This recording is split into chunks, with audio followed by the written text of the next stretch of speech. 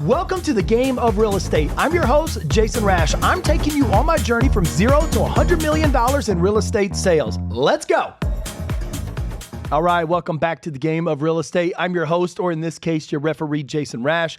I have an incredible story for you. Now, listen, here's the thing. At the end of the day, I think that most people want to hear a great story. You're going to learn a lot from this story about real estate. But before I do that, I've got another story. I'm going to do like a pre-story. So this is like a pre-game to the story. So this week, I was honored an award by my company, Illustrated Properties. This very prestigious award. It's called the Growth Award. And only one person in the entire company out of hundreds and hundreds and hundreds of agents got it, and I got it. But needless to say, I had no idea I was winning this award. I was completely shocked. I got a video here. We're going to roll this video. Let's check it out. Today, we want to take a special moment. So apparently, the marketing department knew that I was going to get this award. I was unbeknownst. I show up to this thing, to this award ceremony, and Ben, can you make it a little bit bigger? I mean, excuse me, Christian, can you make it bigger? Yeah. And I thought the lady holding this phone was literally looking at her makeup. And I'm sitting here nodding my head. And I'm like, whoever it is, they're rattling off these accolades. I'm like, I got to meet this person. And it turns out it was me. I had no idea that it was me, like zero idea. But they all were in on it. And I'm like, what? And you could see when I'm walking up here, I'm just stunned. I'm like, wow, I'm just stunned. Now, here's the thing. You know, a lot of people want the quick way and the pathway. Christian, can you go throw that folder up, that picture real quick of the award? Yeah, there it is right there. Just shout out to Illustrated Properties, man. I have worked my tail off. I've worked my face off. I had no idea I was going to get an award. But, you know, this is what 12 months of dedicated hard work gets you. I mean, I'm not, this is not a knock on any other agents. This is not within my company or anywhere else. This is just saying apparently my company recognized my growth and they wanted to acknowledge that. And I'm super grateful for this award. Like, it's incredible, like unbelievably incredible. They would acknowledge me, but I had no idea. I didn't think that highly of myself, but apparently they thought of me. So thank you, Illustrated Properties. I will not let you down. I promise you I will step into that growth and I'm going to launch. So just if you're out there and you're wondering where your business is going, there's many days that I woke up and I doubted myself. I doubted where I was going. I doubted the future. But just like Martin Luther King Jr. said, you don't have to see the whole staircase. You just got to see the first step. And you got to have a little bit of faith and God's going to show up. And that's a theme that runs throughout my entire podcast. Like if you want to win and you want to build a business and you want to listen to this story that I'm about to tell you, like you got to have a little bit of faith of wherever you're going. In fact, I don't know of any entrepreneur that's a complete 100% atheist. Like not one. I can't find one. If you know of one, have them DM me and email me. I would love to meet them and talk to them about how they have faith and they keep that hope alive and that spark burning hot. But I got a story for you I want to share today. This is really, really cool. And this is how I got this award, by doing things like this. What I'm about to share with you, there's not a lot of people in real estate that are willing to do that. What I'm about to share with you, it actually is going to make some of you uncomfortable. So again, I'm willing to see the whole commitment level. I told you at the very beginning of this podcast, when I started my first year, I wanted to close $10 million in real estate. And I was willing to do whatever, and still am, willing to do whatever it takes to get to that goal. Now, before I jump into this, I want to say one last thing. A week before I was awarded that award that you just saw, I closed on $6.1 million in 1 week. That was more than I did all of 2024. Like I did only 4.5 in 2024, closed 6.1 in 1 week, just like that. So that's pretty cool. So shout out to Illustrated Properties again. Thank you for taking a chance on me. Now here's the deal. Here's how I got this award. I love to talk to people, as clearly I have my own podcast. I love to hear myself talk, but in reality, I love to teach people things because I make a lot of mistakes. I got a thick head. It takes a lot of times me for learn something, probably for you too. And I want to share that with you so I can bypass all of that for you. Here's what I like to do. I like to do cold calls. And like I said, some of you are freaking out right now, like, I ain't gonna do that. I know people in my own office that are like, no way, I can't call somebody straight off the street. When I talk about cold calls, I'm not talking about people that came to your open house. I'm not talking about people that know your business. I'm not talking about people that have ever even heard of you, that you're friends with. I'm talking about people that have no idea who you are. They don't know, they've never heard of you. They don't know anything about your company, and they're not even thinking about selling a house. But that's not the case with this call. This call right here was uniquely different. So I cold called a for sale by owner. And before I dive into this actual cold call, you have to know what motivates and drives you. I get that possibly somehow initiative is a scary word for you, but if you take initiative in sales and you take initiative in entrepreneurship, you're going to be driven by unbelievable things. In fact, this is what drives me. Christian, can you pop that photo up real quick for me? Many of you have heard this story. And why would I hop on the phone with a complete stranger, right? Why would I hop on the phone with a complete stranger? Hey, can I sell your house? This is what drives me. This trailer park right here is where me and my wife came from. In Montgomery, Alabama, we came from the dirt of Alabama. I raised my daughter right there in that front bedroom. That's the most insane thing. And we got out of there because there was, and by the way, if you're driving down the road, you can come back and watch the YouTube video. We got out of there because there was a prostitution ring across the street and they were funneling drugs in the house next door. And I was like, my daughter is not going to grow up in this type of environment. And I was driven. If you ever want to know what your why is, you got to know what your why is. And that still kind of, I want to say it still kind of haunts me to this day. I would call it more like a PTSD, but it still, it drives me today. Now, my wife and I have gone on and we've been very, very successful, but I still have dreams of going back to the trailer park. And me and my wife talk about it. It's a recurring thing. So that's how I wound up on this call with this seller. This was a for sale by owner. You can take that picture down if you want to, Christian. This is a for sale by owner call that I'm doing. So I call this owner and the house has been on the market for a while. It was a for sale by owner. So I call her up. I pick up the phone. She calls me back after I left a message. Says, hey, this is blah, blah, blah. I saw that you called. Yes. Hey, my name is Jason Rash with the Illustrated Properties. I saw that you were for sale by owner. Didn't know that if you were possibly, what's the plan with the house? Have you gotten any offers? And you always want to go through that. You want to know like kind of where they're at in the process. And basically all she said to me is, I'm just getting bombarded by realtors. And I was like, okay, that's good to know. And she's like, this is just another call. And so I said, okay, well, I'd love to meet you, number one. I think I may have a buyer. Now, I would never suggest that you say that unless, of course, you seriously have a buyer. And I work with a lot of different buyers. Some are investors, some are primary end users, whatever it may be. But I really thought that I had a buyer, but I needed to come by to see the property. So she said, fine, I'll be out there doing an open house myself on 10:30 on Saturday morning. This is Thursday when I called. I said, fantastic. Now, little did I know, unbeknownst to me, this is the very first time I had ever rolled up on a for sale by owner that I had called. Very first time. Now, I know what some of you are thinking right now. You're like, oh my God, I'm quaking in my boots. Now, this is scary. Like for some people, this is scary. I've always said that if you are willing to walk into a room and stick your hand out and introduce yourself, that's $1 million skill. Every time. Every single time. And that's what I was willing to do. I was willing to walk in the room, but I didn't know who all was going to be in the room until I walked through that door. When I walked through that door, I found myself face to face, not with just the owner, but with like a slew of other real estate agents. I was thinking the cars out front were people that were in the open house. No. There was nobody there to see that house. It was all real estate agents trying to get the business. So I walked in, and I'm sitting here having to compete. We're in there for a minute. And by the way, I got Christian in the studio. Christian, let me ask you a question, man. We were talking earlier before this podcast, and you said something about, you let Ben do the sales and you like being behind the boards, man. How do you feel if you had to go into a room and stick your hand out and meet people, strangers, and talking? How does that make you feel? For me, that's easy. I'm just more introverted. Yeah. But I've done that my whole life. Yeah. I've taught boxing. I've done, I've taught classes and stuff. So Yeah. I'm used to talking to people, being in a room. That's totally fine. But it's just a personality thing. I prefer not to do that. Okay. How do you overcome that real quick before we jump back into this? I guess if I feel like there's this is gonna sound bad, but I guess if I feel like there's enough opportunity and it's worth it, I'll do it. But okay. If it's just a random party, I'm not gonna go shake everybody's hand. I'm just not that type of guy. I get it. No, it takes all types to make the world go round, but I appreciate you sharing that on the podcast. So as I walked in, I'm sitting here face to face, and the moment that I'm in this room, I'm thinking to myself, I have got to separate this woman from these real estate agents. And as I walk in, they're all competing on price. Like they're all competing. Like, she's asking them, what can you offer me? Everybody's like, well, we can list on this website. We can do this. We can do that. We can do that. And I was like, not one of them said, I can bring you a buyer. Not one. And I'm like, they're all in it for themselves. And I'm like, I just want to close the deal, because at the end of the day, in real estate, that's how you get paid. So I was like, hey, I've got a couple of questions about some stuff out back that I saw on the satellite view. Is there any chance I can walk out back and just ask a couple of questions and just point out what I was looking at? And that was how I got her separated. Now, in these moments, whenever you got to think fast on your feet, you've got to be able to separate whoever it is, the decision maker that you need to talk to. You got to separate that individual from the pack of people, because it's just noise to her.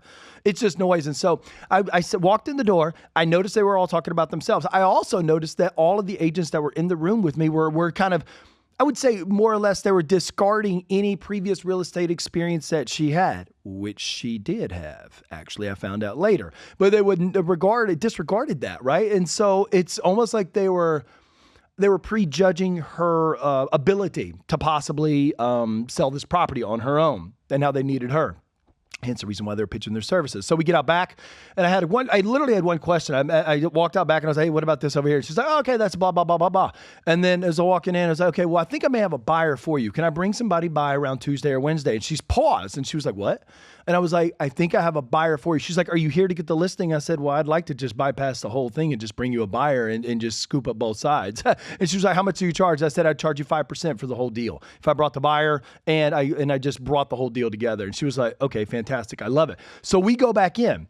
And I start walking around the property, and I leave her with the vulture agents there. And so as I'm walking around, I could still hear them just talking about what all they're going to do for her. And not one of them says anything. Like, it just slipped their mind that she's looking for the end result. Like, what can you do for a client? And if you work for any client whatsoever, always remember it's about what you can do for them. It's not what they can do for you. Because for her, giving me the listing would have been what she could have done for me. Yes, in the end result, I could have sold that property. But when you're in these moments, you've got to be able to distinguish and separate yourself from the pack, so to speak. So as we're walking through this house, I'm in there and I walk out front and my wife is still in there. And one of the girls came over to my wife and said, oh my God, he has like Ryan Serhant energy. I was like, I took that as a compliment personally. I like Ryan Serhant. He does a great job. Shout out to you, Ryan.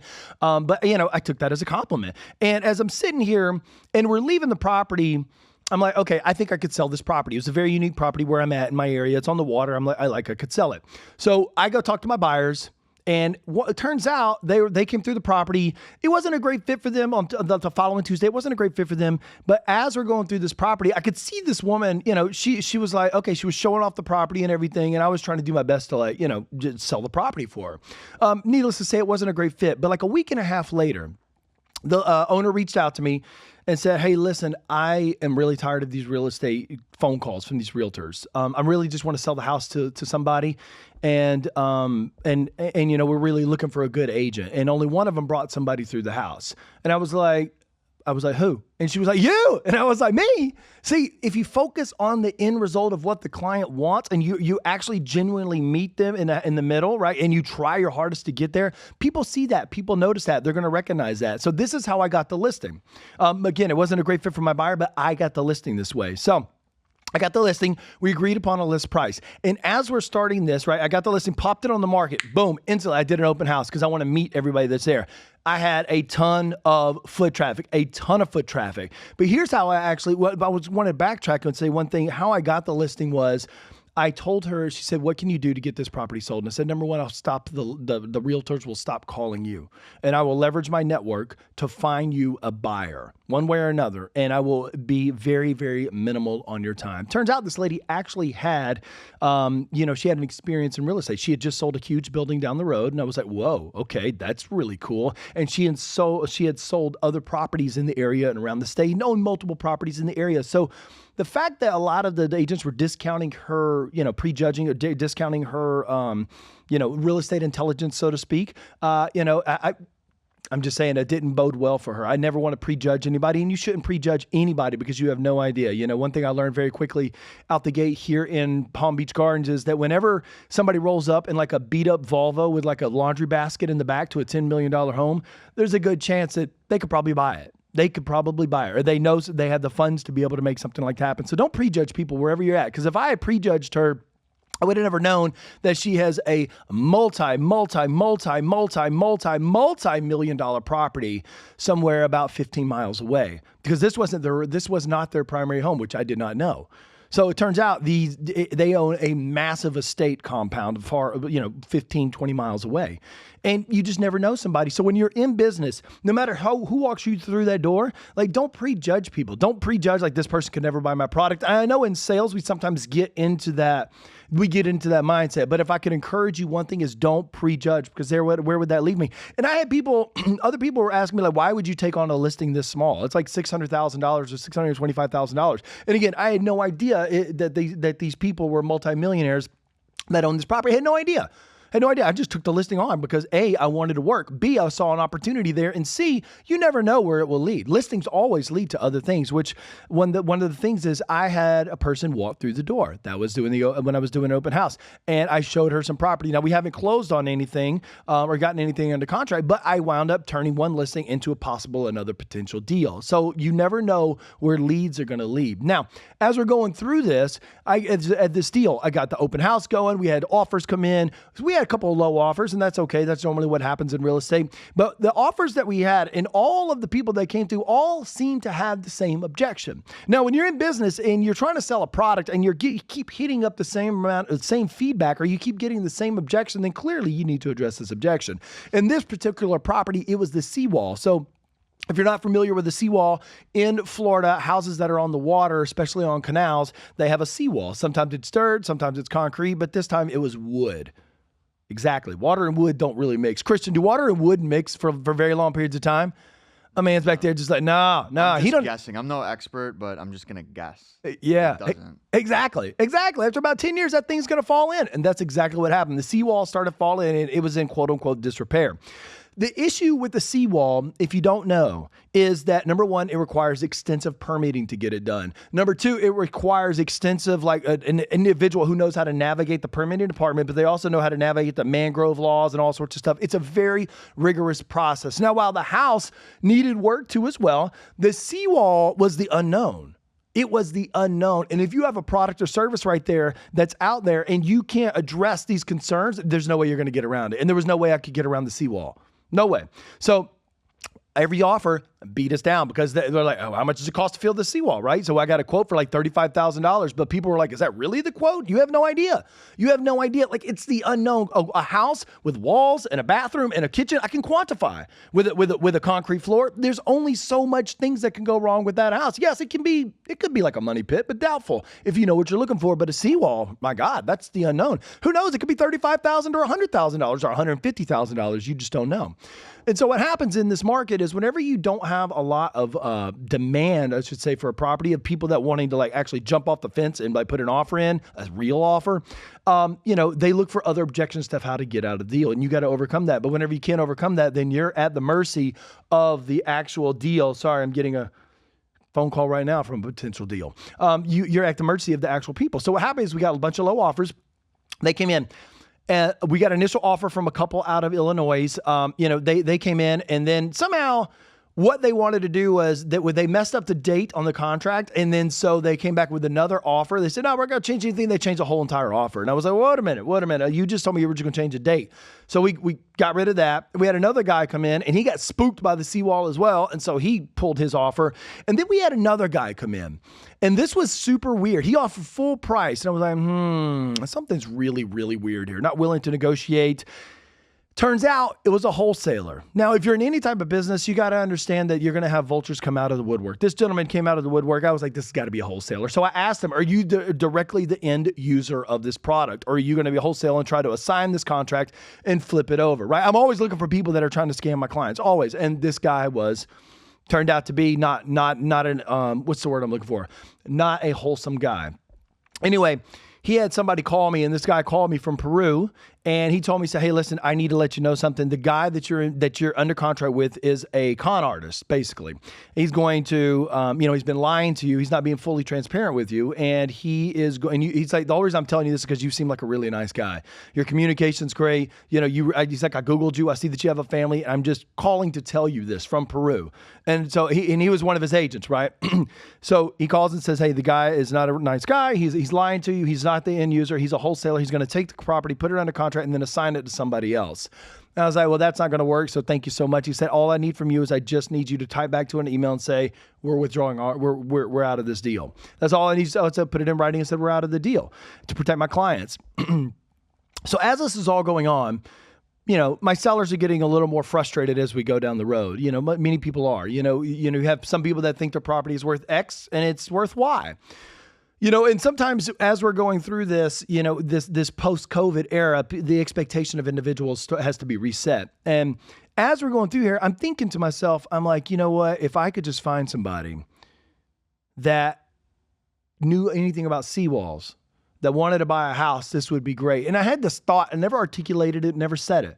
But the whole time this deal has been on my mind. And I'm like, how do I close this deal? How do I close this deal? This is going to be, and this deal is challenging. I mean, it was challenging to close. But I wanted to prove to myself that I could cold call somebody and close the deal. That was my thing. And I was going to do right by my sellers, and I was going to make this deal happen. So weeks went by, I kept showing the property, and one of the agents in my office called me and said to me, hey, I've got a guy that's out of a city down south, out of Miami, and he wants to see a property. He's looking for something on the water, maybe a great fit, it may not be. I said, okay, cool, fantastic. When do you want to see it? She's like, well, can I go by now? I said, oddly, I've got like 25 minutes of free time. I can meet you over there. She said, okay, cool. So I go over there, we're talking, we meet as we're walking through the property. Now, here's how God works.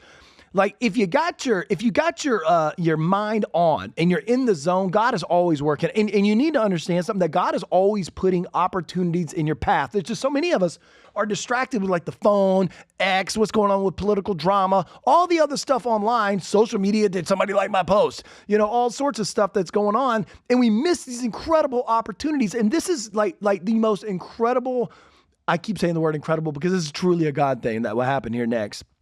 I meet this lady here. We're walking through the property, and I said, what would be awesome? I'd love, it's the seawall is the biggest issue of this property. I've got a $35,000 quote, but I would love another quote. Do you have a seawall guy? And she's like, actually, I do. He looked at another property of mine down the way, and I'll give you his number. Here's his number. Bang, bang, bang. So he gave me his number. And she left the property. She saw the property, said, I don't know if it'll be a great fit for my client or not. But anyway, she leaves. I lock up the car. I lock up the house. I hop in my car. I'm driving down the road, and I was like, all right, I'll call the seawall guy. Maybe he's got some time tomorrow. So I call him, and he's like, hey, friendliest guy ever, right? And so I call him, and we make a time to meet. And while we're there, we meet the next day. He shows up. I tell him, hey, we already have this house under contract. And it was under contract at the time with the guy that was a scam guy. So I was in the middle of trying to navigate that while telling him about this. And he's like, really? And he said, how much is this thing you're under contract for? And I was like, I told him the price. And he's sitting here, he's looking at the seawall. He's like, let me see the rest of this house. And I'm like, oh my God, this could be perfect. Because I was sitting here going like, oh my God, there's no way this is a reality right now. So he walks through the house and he's like, this is crazy. My wife, or my fiance to be, my wife here in the next couple of weeks, we've been looking for a place. The guy that we were living with has to move and we need to move out. We've been renting from him and we have to move out. And he built seawalls. And he was like, let me call my wife. So he gets on the phone, calls his wife, he says, hey honey, you're never going to believe this. And he was like, I'm standing out in front of a house for sale that needs a seawall, but it needs a little work on the inside as well. I think this would be a great fit for what we're looking for. And they put an offer in, a backup counter offer the next day. So I got rid of the scam guy, and then this offer became the next one. So the main offer. Now we wound up closing this deal with the seawall guy. That's what you can get from this story. What I want you to think about is this: wherever you're at, there's opportunity involved everywhere. And if I had not opened my mouth and just said, number one, if I hadn't been focused enough on the deal instead of the money, some people are now just focused on the money and what they can do to get them through their own personal garbage, financially, what they got going on. But if you actually focus on the actual client, results can happen. So how this thing plays out, I cold call these people, I get the listing. It turns out to be incredibly challenging due to the seawall. It did need some work on the inside, but if the seawall had been in functional, people could have overlooked the work. It was the seawall that was in disrepair that made the house, the work that needed to be done in the house, glaringly obvious. And this is one thing you want to do whenever you're selling real estate or selling any product. You want to present your best foot forward. We weren't able to present our best foot forward. And so that's what made everybody else. So if the seawall needs work and the house needs work, oh my God, I'm going to offer you like way below what you're asking. And so I was focused enough on the deal. And I was like, okay, this would be great if I could find a seawall guy. So I started looking for another seawall guy. Not initially to find a seawall guy to buy it. That was one of the thoughts, but I was like, nah, that's out of the realm of possibility. But I do need a seawall guy for another quote. Out of the hundreds of seawall guys in the area, this one agent comes to the property, recommends a seawall guy who just happens to be looking for a property at this moment and juncture in time, because where he's living at, his roommate is getting kicked out. And so he's got to go too. Him and his fiance to be or wife to be have to leave as well. This is where I want you to, this is the whole purpose of this podcast. I know it sounds crazy, but God works through the details. There's no way anybody could have ever mathematically figured that out. There's no way. But while you're in this moment, I want to encourage you, if you're stuck right now, is there an initiative that you could take? I know it may scare you. I know you may not have the market knowledge. I didn't have any market knowledge whenever I came here. I didn't know inner workings of the streets. I didn't know where all the ballparks are at. I didn't know the great restaurants. I do now.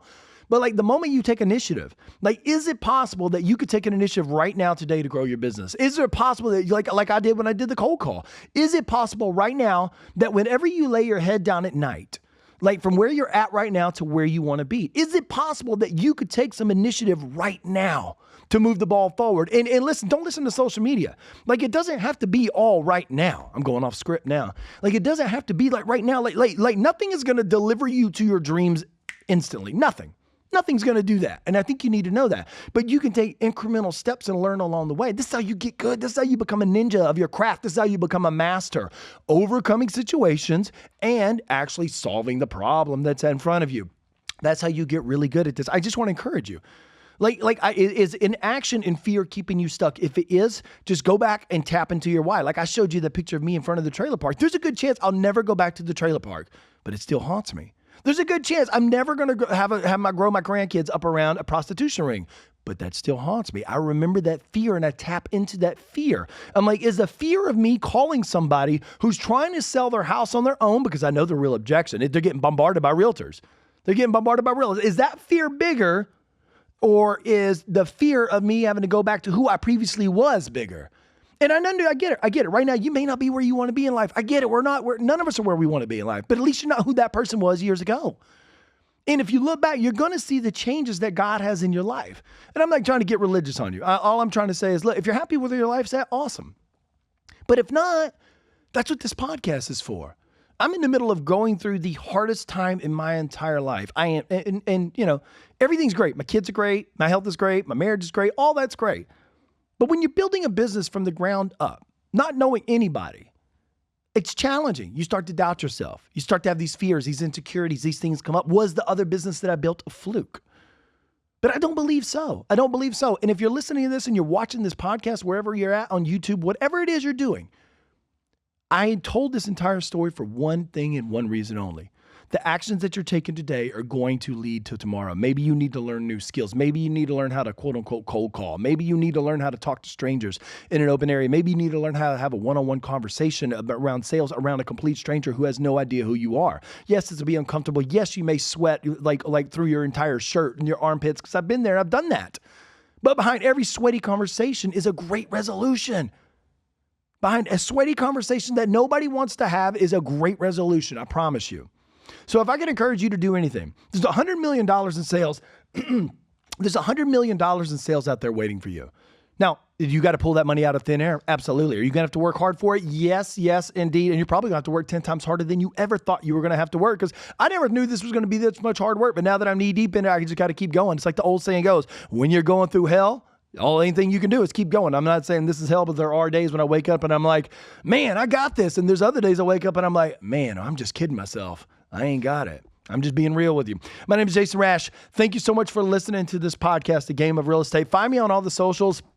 Jason Rash, YouTube, Facebook. I think I'm on TikTok now. My daughter just started my TikTok page. Shoot me a message. Leave me a message. Let me know how I can help you. I'd love to know what you're struggling with. And I would love to know what this podcast has done for you. Feel free to go on iTunes or Spotify, rate and review. Give me the 5 stars. Don't give me the 1 star. Some bozo went on there and like hit 1 star. And he's like, how would you ever trust this bozo who's been doing it for 1 year? Believe it or not, you can learn a lot in 1 year, especially if you have dedicated, concentrated focus. You can get further in 1 year than most people can get in 10. And that's your boy right here. My name is Jason Rash. Thank you so much for listening to The Game of Real Estate. Life is waiting for you and the future is bright. Let's go. For this episode, The Game of Real Estate. Remember, this game rewards those who stay in it to win it, and I'm here to keep you ahead of the competition. If you're feeling pumped and ready to make your next big move, hit that follow button so that you never miss an episode. And hey, don't just listen, share this podcast. Screenshot this episode, post it to the stories, and tag me at Jason Rash. Go ahead and do that now for a repost and a personal shout out. This is The Game of Real Estate, where winners are made, deals are closed, and the hustle never stops. I'll see you back on the field next time. Game on. Let's go.